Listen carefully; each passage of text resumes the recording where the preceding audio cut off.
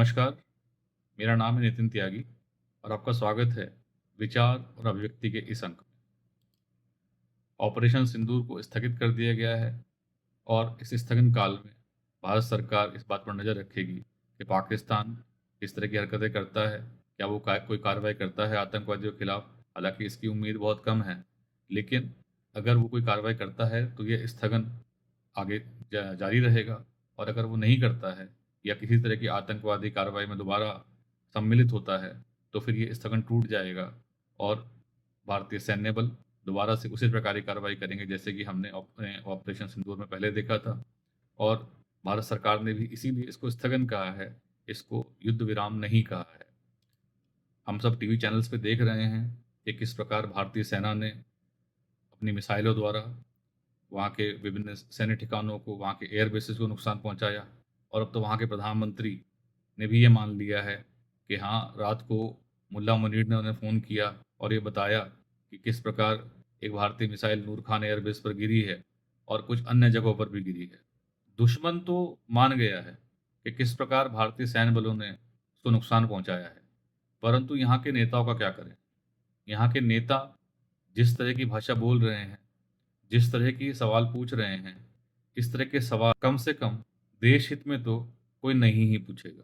यहाँ तक कि जो नेता भारतीय सेना के शौर्य की प्रशंसा कर रहे हैं, उनमें से कुछ बयान बहादुर ऐसे हैं कि जिनकी प्रशंसा भी कहीं ना कहीं आलोचना लग रही है। और ऐसी प्रशंसा करने से अच्छा तो था कि वे प्रशंसा ना ही कर दे। एक बयान बहादुर विजय शाह, जो मंत्री हैं मध्य प्रदेश में, उन्होंने भारतीय सेना की जो दो ऑफिसर्स हैं जिन्होंने ये प्रेस ब्रीफिंग में पार्ट लिया था, उनके अगेंस्ट जिस तरह की टिप्पणी की है वो किसी भी तरीके से स्वीकार्य नहीं है।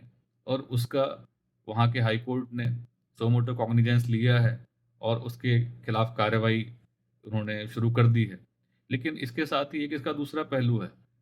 उत्तर प्रदेश के जो सपा के नेता हैं राम गोपाल यादव, इन्होंने जिस तरह की टिप्पणी की है दोनों भारतीय सेना के अधिकारियों के ऊपर, उस टिप्पणी का कोई कॉग्निजेंस नहीं लिया गया है। अगर कोई इस तरह की टिप्पणी करता है और उसके बाद उसका कॉग्निजेंस नहीं लिया जाता है, एक जगह सोमोटो कॉग्निजेंस लिया गया, एक जगह नहीं लिया गया, तो ये अपने आप में एक दुविधा दिखाता है कि कानून क्या सबके लिए समान है या नहीं समान है।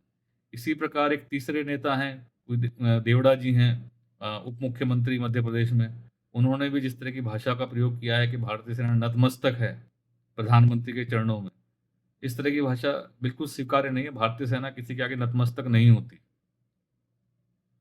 प्रधानमंत्री का अपना योगदान है, भारतीय सेना का अपना योगदान है, और सेनाएं किसी के सामने नतमस्तक नहीं हुआ करती।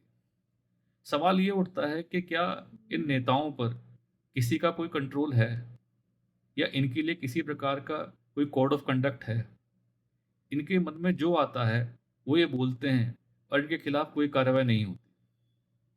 हाँ, आमजन के खिलाफ अगर कोई कुछ भी बोले, जैसे कि मैं इस यूट्यूब वीडियो को बना रहा हूँ, कल को किसी को कोई बात बुरी लग जाए तो वो कार्रवाई हो सकती है और उसको इतना परेशान किया जा सकता है कि हाँ, वो बेचारा आगे दोबारा से बोलने से पहले 100 बार सोचेगा।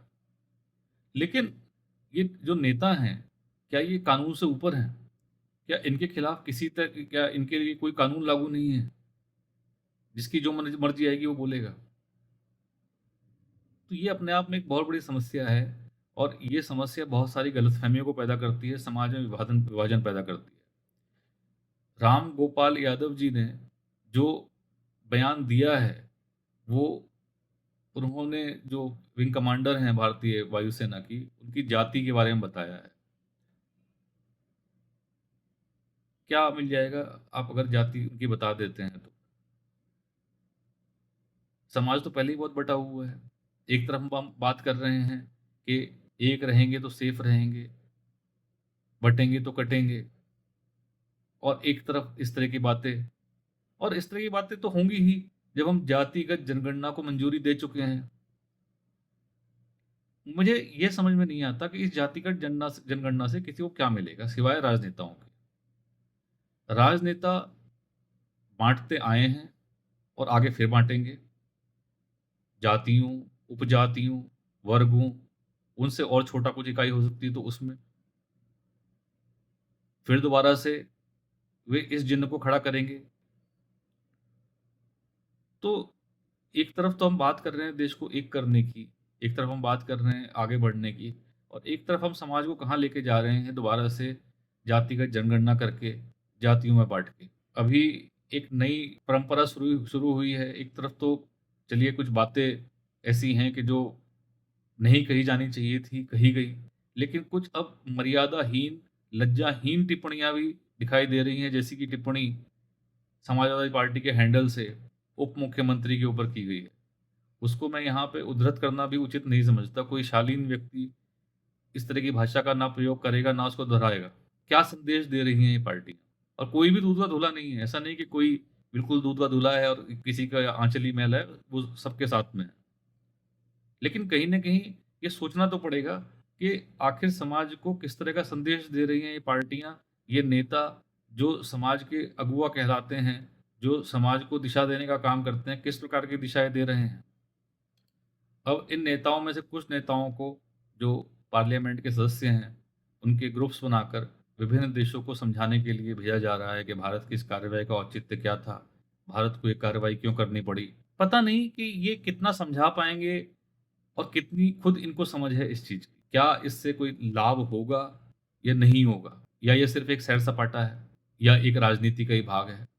क्योंकि जो लोग इस तरह के बयान देते हैं, उनकी खुद की समझ और देशभक्ति, ये अपने आप में प्रश्न चिन्ह के घेरे में है। अगर आप समाज को बाँटना चाहते हैं, अगर आप समाज के बँटवारे को स्वीकार करते हैं या आप समाज के बँटवारे की माँग करते हैं और फिर आप देश का झंडा उठा के चलते हैं, समझाने के लिए कि भारत एक है, भारत की ये कार्यवाही किस प्रकार उचित है, किस प्रकार भारत ने अपने हितों की रक्षा के लिए इस तरह की कार्रवाई की है, तो आप कैसे समझा पाएँगे? Act speak louder than words. आपके जो कर्म हैं, वो आपके शब्दों से ज़्यादा ज़ोर से बोलते हैं। तो जब आपके कर्म ऐसे होंगे, तो आपके शब्दों को बल कहाँ से मिलेगा? आपके शब्द केवल शब्द रह जाएँगे। लेकिन भारतीय सरकार की ये जो पहल है, ये एक समावेशी पहल है। विपक्ष को शामिल किया गया है इसके अंदर। देखते हैं विपक्ष इसका किस प्रकार लाभ उठाता है और किस प्रकार से अपनी इस भूमिका को अंजाम देता है। एक और बात जिसके बारे में आपसे चर्चा करना चाहता था, डोनाल्ड ट्रंप। जिस प्रकार डोनाल्ड ट्रंप ने ये स्थगन के ऊपर ट्वीट किया और कहा कि ये मैंने करवा दिया, मैंने रुकवा दिया है और मैंने व्यापार की धमकी दी, दोनों देश न्यूक्लियर युद्ध के मुहाने पे खड़े थे। वैसे तो डोनाल्ड ट्रंप की टिप्पणियां पहले से ही या उनका व्यक्तित्व कहीं से भी संतुलित लगता ही नहीं। लेकिन जब से ये घटना हुई है, जिस प्रकार वो बेचैन दिखाई दे रहे हैं इसका श्रेय लेने के लिए, तो कहीं न कहीं उनकी मानसिकता, उनकी सोच पर प्रश्न चिन्ह खड़ा करता है। उन्होंने भारतीय प्रधानमंत्री और पाकिस्तानी प्रधानमंत्री को बिल्कुल एक बराबर खड़ा कर दिया। उन्होंने भारत और पाकिस्तान को बिल्कुल एक बराबर खड़ा कर दिया। हालाँकि व्यक्तिगत रूप से मुझे ऐसा लगता है कि उनकी टिप्पणियों को बहुत गंभीरता से लेने की आवश्यकता नहीं है, क्योंकि उनके देश के ही लोग उन्हें गंभीरता से नहीं लेते। लेकिन अब चूँकि अमेरिका के राष्ट्रपति हैं, शक्ति है उनके हाथ में, बहुत सारी चीज़ों के ऊपर वो आर्म ट्विस्ट कर सकते हैं।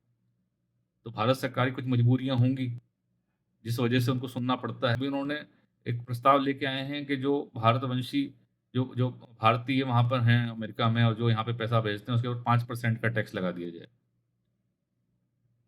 शायद डोनाल्ड ट्रंप ये भूल गए हैं कि ये वोट जिससे वो राष्ट्रपति बने हैं, ये भारतीयों ने ही उनको दिए हैं, जो भारतवंशी अमेरिकी नागरिक हैं, और उनके समर्थन से ही वो बने हैं। लेकिन अब वो इतने अंधे हो गए हैं कि उनको ये सब चीज़ें दिखाई दे ही नहीं रही।